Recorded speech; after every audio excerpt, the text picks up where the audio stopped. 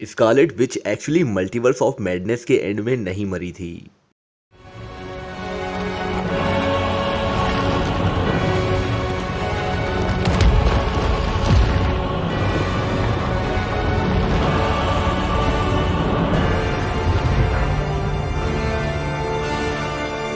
जानिए Marvel theory के according वो एमसीयू में कैसे लौट सकती है।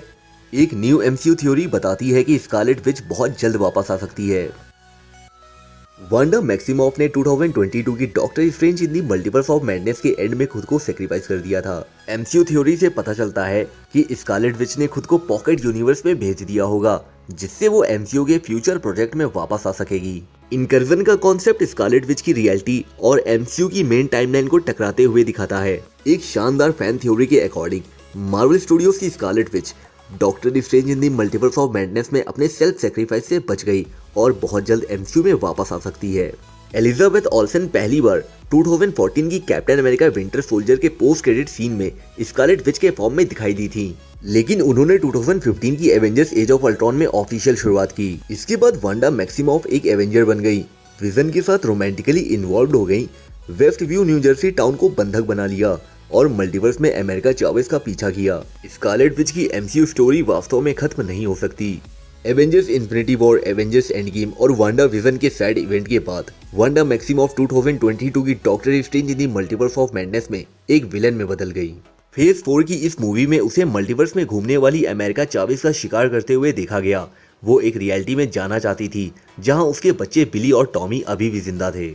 तबाही के इस सिलसिले के बाद स्कारलेट विच को अपने तरीकों की गलती का पता चला और उसने लास्ट मोमेंट में खुद को सेक्रीफाइस कर दिया, माउंट वंडरगोल को नीचे गिरा दिया और डार्क होल्ड को डिस्ट्रॉय कर दिया। हालांकि एक थ्योरी बताती है कि ये स्कारलेट विच के लिए एंड नहीं हो सकता है।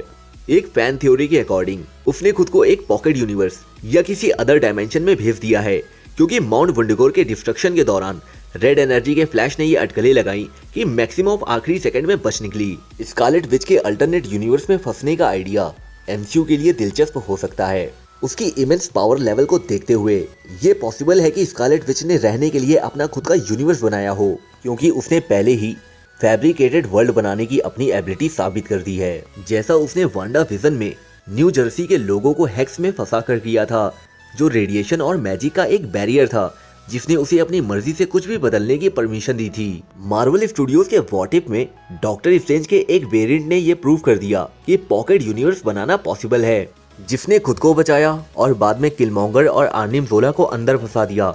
ये बहुत मुमकिन है कि स्कारलेट विच ने भी ऐसा ही किया हो। ये आइडिया कि स्कारलेट विच अपने खुद के पॉकेट यूनिवर्स के अंदर सेफ रह सकती है एमसीयू के मल्टीवर्स सागा थीम में ये पूरी तरह से काम करता है और उसे एमसीयू में वापस लाने का सही मौका भी देता है। मल्टीवर्स ऑफ मैडनेस में इनकर्जन की शुरुआत, जिसे उन इवेंट्स के फॉर्म में डिस्क्राइब किया गया है जो तब होते हैं जब दो यूनिवर्स टकराते हैं और इस प्रोसेस में एक या दोनों ही डिस्ट्रॉय हो जाते हैं। क्या स्कारलेट विच को अपने ही यूनिवर्स में फंसना चाहिए?